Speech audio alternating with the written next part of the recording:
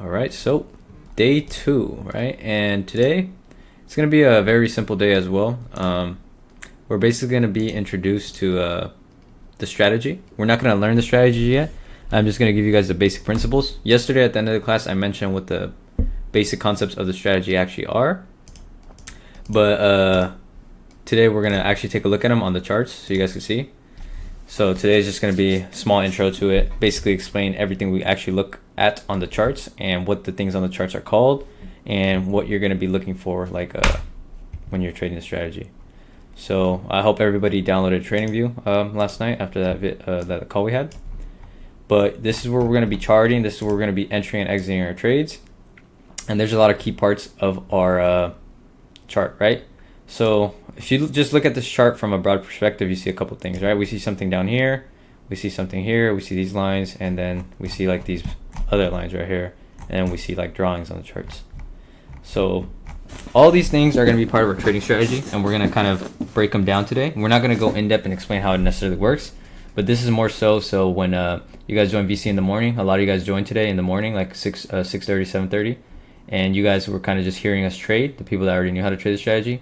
And a lot of the words we were saying and a lot of the concepts we were saying probably didn't make any sense to you guys.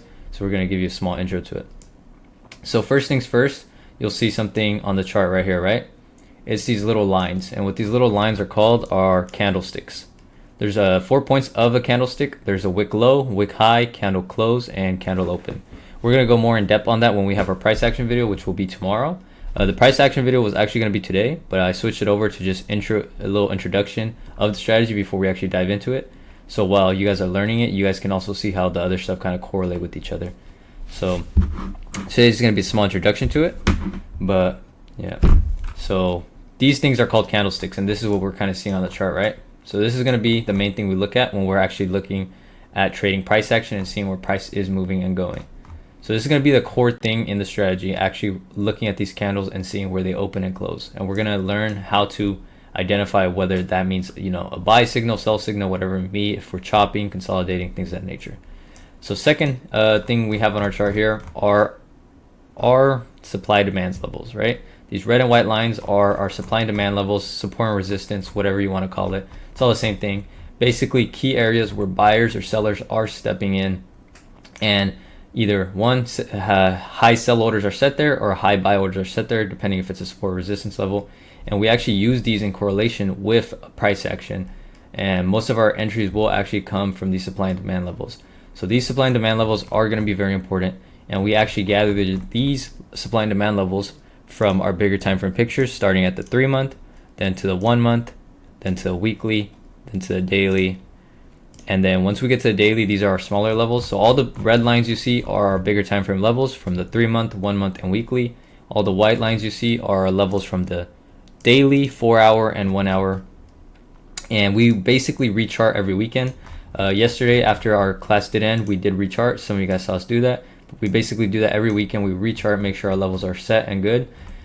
And yeah, this is going to be a key part of the strategy when we are trading. These levels, very important. Come in very clutch, so keep that in mind when we're trading this week, when you guys join the VCs and see us trade live. So that's another thing, part of the strategy. Two other things in the strategy are these two lines right here, VWAP and TRAMA. So we'll start with VWAP because VWAP is a lot more simple than TRAMA. VWAP is just basically an average price of the day of where price has been. So it's basically average into a line, and it just follows the market depending on whether the candles are moving up or down, and averages in for the day. And this isn't really used too much in our strategy. I'd say this is the thing that's used the least. It's just nice to know where it's at because it could be a nice trim point / entry point or exit point, depending on if you're a trade or looking to enter a trade. So VWAP, not too major, but we do use it sometimes. It comes in clutch sometimes. The other line, the purple line we see here, is a bit more important. This is used in practically every trade we take, whether it's for our entry, exit, or trim. TRAMA is one of the main reasons we're able to stay profitable consistently and actually get good entries, exits, and trims. So TRAMA is actually different on every time frame. So on the 1 minute, TRAMA is currently at 736. On the 5 minute, TRAMA is currently at 723. And on the 15 minute, TRAMA is currently moving up at 711. So TRAMA is going to be different on every time frame. And the way it's calculated is we use the last 34 candle closes for our TRAMA. It's a Lux algo. So it's a algorithm that basically takes the last 34 candles, right? So 1, 2, 3, 4, 5, 6, 7, etc., all the way to 34, takes the wick highs, wick lows, candle open, candle closes, and basically averages it into one price. So a lot of people trade things called MAs, EMAs, all that, basically moving averages, but those don't necessarily tell you too much information. That's why TRAMA is basically a moving average, but actually good. That's why TRAMA is very accurate, and when you kind of see it react in real time, you're like, holy shit, this thing is like, it's literally a cheat code. We never take a trade strictly based just off TRAMA. We always want to seek more confluence with TRAMA, whether it's, break of divergence, stuff of that nature, break of a level, retest of a breakdown, breakout, things of that nature. So we're never ever going to take a trade strictly based off TRAMA, but it is a very helpful confluence to add on top of other confluences. So that is another part of our strategy, very key. What it does stand for is trend relatively adaptive moving average. So that's what it stands for. It's 100% free, indicator on TradingView. So feel free to add it. Highly recommend it. And honestly, without this, it makes finding good entries and exits kind of difficult, because sometimes you'll be in between chop, and this is where this comes in really helpful. So that's basically all this mapped out. We didn't really go over like trend lines yet, but what you do see down here is something called the RSI, right? So down here, this is called the RSI and Bollinger Bands, and then RSI levels. So there's three things here, right? So we'll start with the blue line. This blue line is called the RSI. This is very important in our trading. And the reason why we have these levels and these Bollinger Bands is actually because of the RSI. It's to know when to use the RSI and how to use the RSI. A lot of people actually misuse the RSI, and they'll think of specifics such as, oh, RSI is, moving up to like say 68, it's overbought or oversold. But no, that's not how we're actually going to use the RSI. We're going to use the RSI in a completely different way.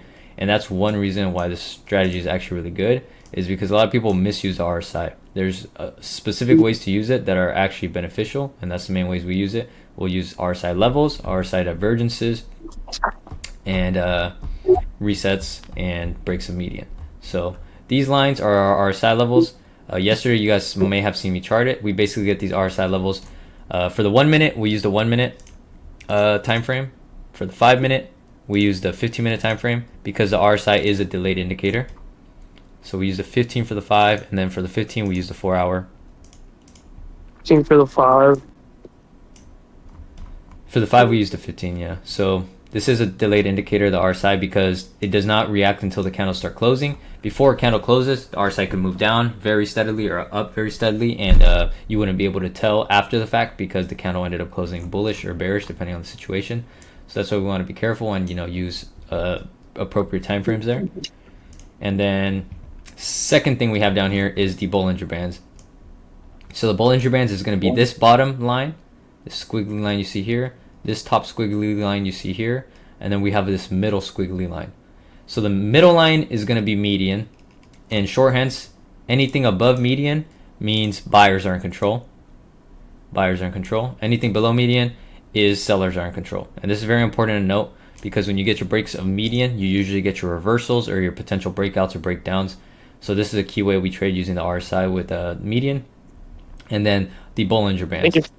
So the Bollinger Bands move with volume and volatility. If volume starts to increase, the bands could open up. And if volatility starts to increase, the bands could open up. Say volume dies down and we're consolidating, the bands could tighten up, or they could start getting flat. And if the bands start getting flat, that could be a potential topping out / bottoming out, depending if you're on top of the band or bottom of the band.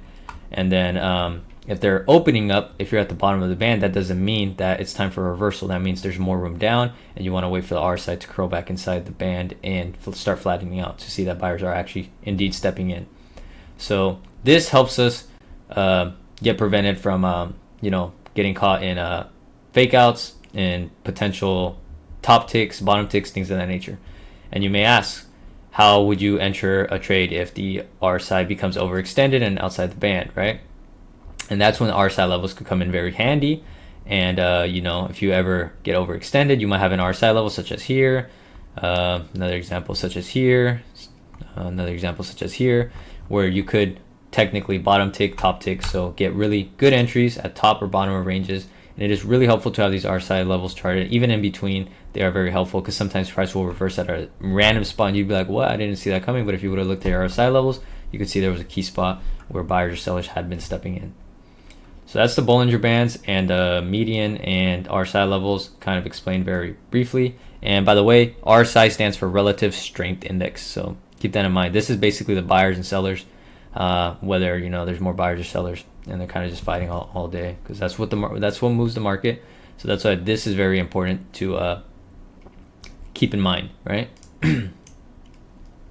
So those are going to be our key principles of trading. And then we also use our pre-market highs and pre-market lows. For example, you could have a setting turned on where it tells you automatically what the pre-market highs, pre-market lows are. Me personally, I trade a lot, so I can remember what the pre-market lows, pre-market highs were from the last night, because I am looking at the charts. And before market does open, I always do take a look at the charts and see where we did top out or where we did reject. For example, yesterday we ended up topping out at this 571. This was our pre-market high. This was our London session low. And then this was, this was our pre-market low. So these are key things to know going into the market. The reason these are very important is this is where sellers previously stepped in, right? That is going to be important to know. This is where buyers previously stepped in. Very important to know. Take a look at what happens when we approach this, right? Next time we approach it, pre-market high, instead of sellers stepping in again, buyers are now stepping in, right? Our previous resistance is now turning into our support, right? Where people used to be selling, people are now buying here. And what does that do? Price gets pushed higher, and we end up making higher highs and getting this breakout. Now you might ask, okay, when will I use a pre-market low or something of that nature, right? Oh, I lied. This wasn't London session low. This was London session low. My fault. This one was London session low. This was not.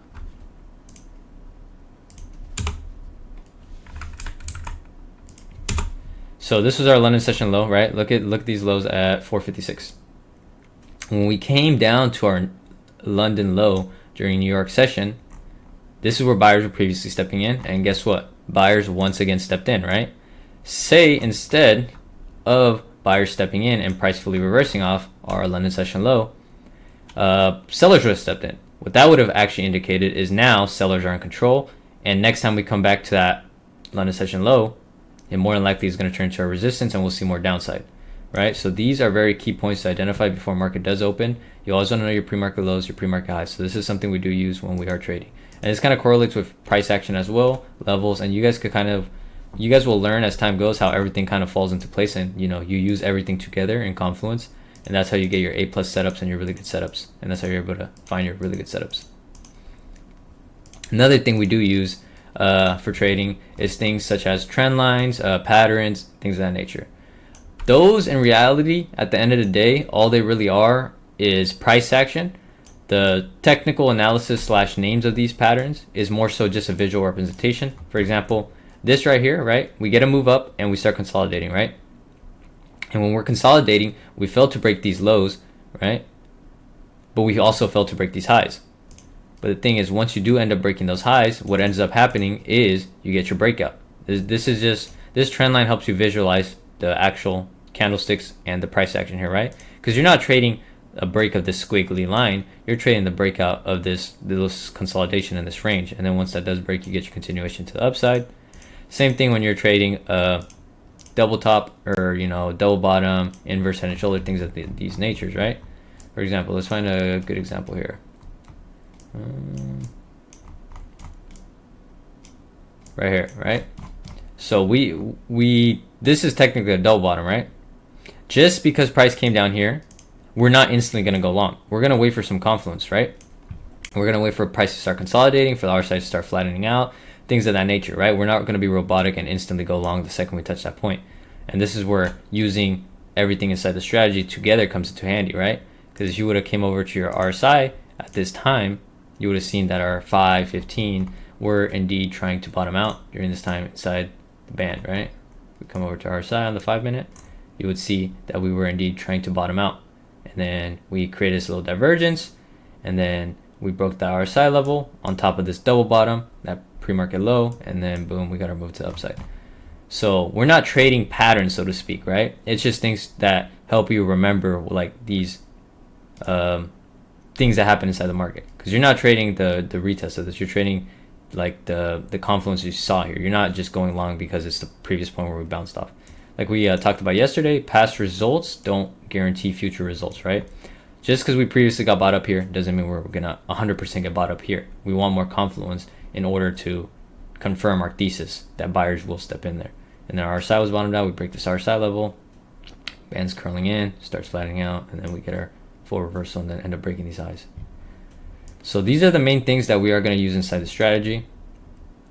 It was a lot of information.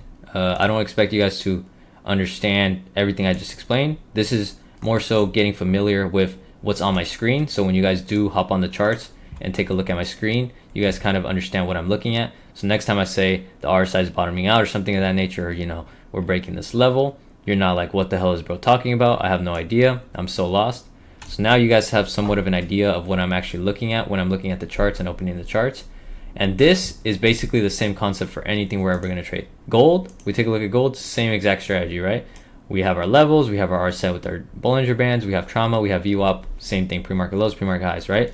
We look at a stock like Tesla, same thing. We have our levels, we have our price action, we have our RSI with the Bollinger Bands, same exact thing, right?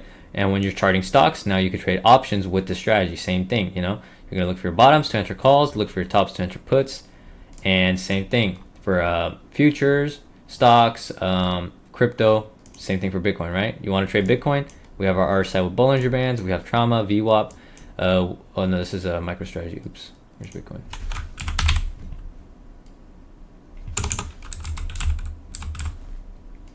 Let's get some stocks.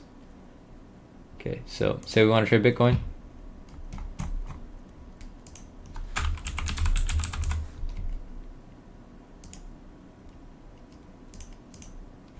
It would be the same thing, right? This is Bitcoin. We have our RSI, Bollinger Bands, TRAMA, VWAP, our price action. I don't have levels charted on Bitcoin personally because I don't trade Bitcoin. But say you want to trade Bitcoin because you like crypto, whatever it may be. Same exact strategy applies. Same concept applies. Only thing this doesn't apply to is meme coins. Meme coins don't have the same concept as real cryptocurrencies like this. So that's the only thing that wouldn't work for this. But any other crypto you want to trade, Solana, Bitcoin, Ethereum, any major coins, it will work. Same strategy. So these are our key points that we will be looking for when we are trading. And again, this was just an introduction to it. Tomorrow is going to be our longest class that we've had so far. It's going to be price action. We're going to go over higher highs, higher lows, lower low, lower high, what a candlestick actually is, how to determine a trend, things of that nature. So that's going to be the main topic of tomorrow. This was more so just to get you guys in the groove of what we actually look at when we're trading, and kind of get you on the same page as everybody inside the Discord server that's been trading this strategy for a long time. But yeah, if you guys have any questions about like any of this stuff, I know of course you guys are gonna have a lot of questions like how it actually like works and how do you find entries and all that. We're gonna be going over that as time goes. I don't want to over inform you guys in one day. Today was just intro to the names of the stuff and what they look like and what it is actually on the chart, like what these levels are, what this down here is, and things of that nature. So going into tomorrow, we're actually going to learn how to identify, you know, all this, like breakouts, breakdowns, if the market's in an uptrend, downtrend with price action. And what all this combines into, it's called technical analysis. Basically, technical analysis is using things like this to take entries and exits on your trades. But yeah. I got a question. Yes, sir. So the RSI is the same as the candlesticks, right? Like it's just a different way of seeing it.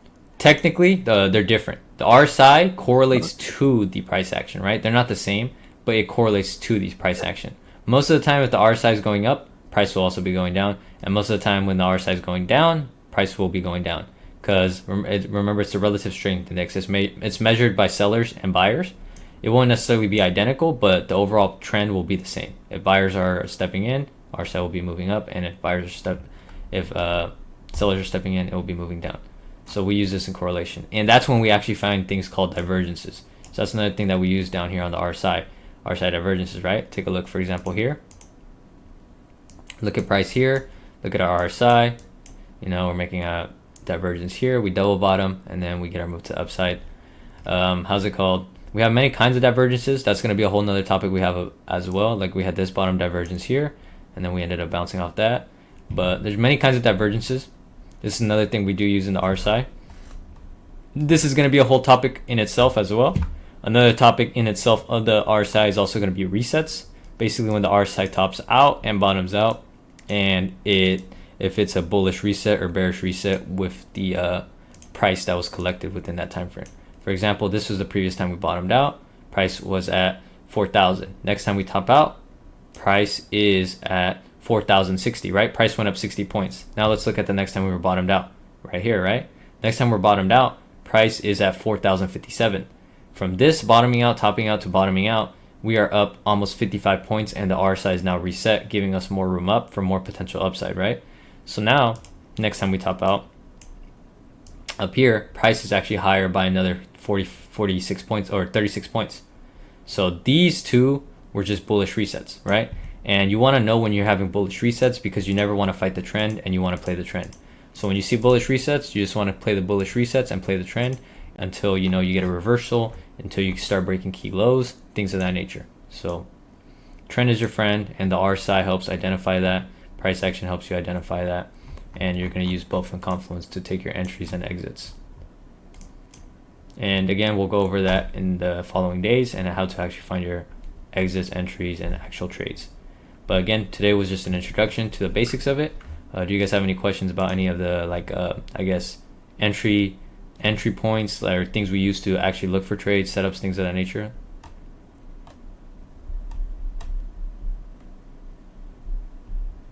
What do you look for? Or actually, he could go. That's fine. The other person. I was gonna ask, what are some signs of like reversals? So we're gonna have a whole class on that. But signs of reversals is consolidation, possibilities of consolidation, usually a liquidity grab, failure to see continuation. Basically, you start making lower lows instead of higher highs. That all falls into price action. So that we're gonna be going over tomorrow. But for example, this is what it would look like on the chart. Today, this is when we approach New York session high, right? At first, we start consolidating, boom, boom, boom. Nothing much, right? And then we start selling off. A lot of people would get faked out by this and instantly go short. But the reason why we didn't try shorting this was because our RSI was bottomed out on every major time frame here. And we actually saw more upside. And most people in VC actually went long on the break of this and caught this move to the upside for almost 100 extra points, right? Because now, what did you do when this happened, right? A couple of things. One, you made a higher low. Two, you made a higher high. Three, when you came back down, your previous resistance area is now turning into your support and your buyers are stepping in. You remember how we were talking about where people are previously selling, people are now buying, right? That is a very bullish indication. Now imagine where people were previously buying, people are now selling. It would be the opposite, and that's how price goes down. It's like anything. Think of it like basic economics, right? Say I have a shoe for $5. I'm selling a shoe for $5. People are now willing to pay $6 for that shoe, right? I start selling for $6. Now price goes down, but it goes down to $5.50. Price is slowly but surely going up, and but say for some reason the shoe, more quantity of that shoe comes out, and now the people are selling it for $4. Price of the overall trend is going to go down, and it's just etc. It's like basically where people are previously buying, people are now selling. People were previously selling, people are now buying, and that's what drives where you could kind of see if buyers or sellers are technically in control. And that kind of falls in with price action. That's why we use candlesticks. And you'll see that as time goes. Thank you. And what were you saying, Santa Cruz? It was what do you look for when you're about to enter a trade? So we check everything. Literally everything we talked about today, we check all those things. So we'll check the RSI, we'll check our RSI levels, we'll check the Bollinger Bands, we'll check if we're at median, we'll check if we're making higher highs, lower highs, we'll check if we're around trauma on every time frame, we'll check if we're at any key levels, we'll check if we're at pre-market highs, pre-market lows. So we basically do a top-down analysis of all the things we went over today for every single trade we take. If you are not doing that for every single trade you take, more than likely it's going to be a bad trade and it's not a good setup. And at first it might seem a little bit overwhelming, like holy shit, I'm gonna have to check all this. But like again, as time goes, repetition, it's gonna become easy and it's gonna become second nature. A lot of people in this voice chat are some older members. I will say basically all of them now understand the strategy to the full. All the new people probably don't, but everybody basically understands the strategy to the full and they know what to look for when taking a trade. Sometimes they might not follow their plan accordingly, and that's usually when losing trades do happen. But when they do follow their plan, usually they do end up having winning trades. So it's just about staying consistent to your strategy.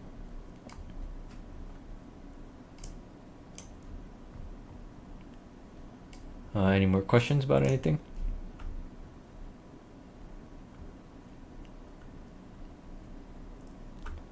Anybody? Yo, Crispy, I got a question. Yep. What color is your Bugatti? Bro. It's pink. Oh, that's tough. Yeah. If anybody doesn't have any questions, we could actually go over trades that we took today as a group, since everybody is here. If you guys would like to do that, with new members Real and old quick, members. Just off topic. Mhm.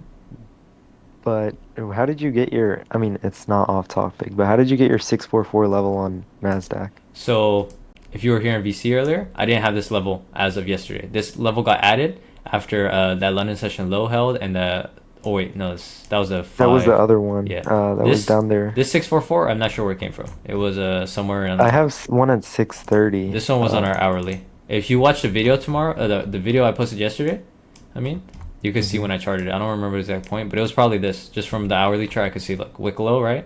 Wick lows, candle close, candle open, Yeah. wick highs. So more than likely from this area, just off the 1 hour. Now if we switch to our 4 hour, let's see. Yeah, wick low. Yeah. Yeah, probably around remember this that wick now. low area. So that's why charting is very important.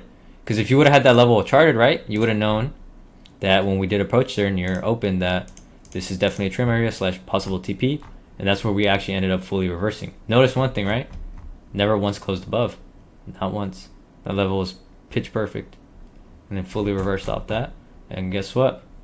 Bounced off our pre-market low. Or a London session low, my fault. But yeah. Crispy. Yes, sir. Is it important to have, like, when you chart, like, if it's off like 5 to 7 points, is that going to be a huge factor? Okay, so that's a good question. Your levels, if they're off by 5 to 10 points? Yeah. No, so remember, these levels aren't necessarily pinpoint exacts, right? Because there's just no way to do that. It's impossible with all the algorithms, all the people that trade. There's going to be wicks, there's going to be things of that nature. Every level should be treated as a point of interest, right? And I learned this from a really good trader that I've traded a while with. Every time you approach a level, that doesn't mean, oh, go long at this level or go short at this level. It means be ready to go long or be ready to go short at this level, depending on what the market does, right? It's just points where you want to be aware of and, react accordingly to whatever the market does. It's not, you're not going to be robotic and be like, the second it touches this, I'm going to go short. The second it touches this, I'm going to go long. You want to make sure it's a good area before you do and check all your other confluences before you use that. But they're just points of interest. So even if a level was 5 points off, right? Say the 726 was like 725, or 720 or 730, 731, right? It would be approximately around the same area. And if you zoom out, you'd notice that basically nothing has really happened around that area. Same thing right here. Nothing really happens. It's just somewhere to be aware of your current situation in your trade.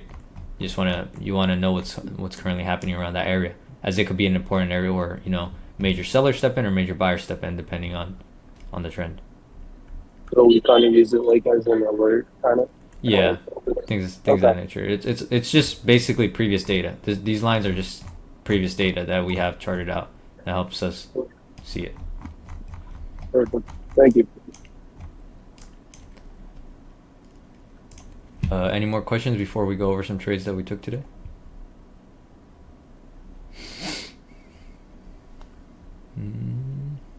Nope.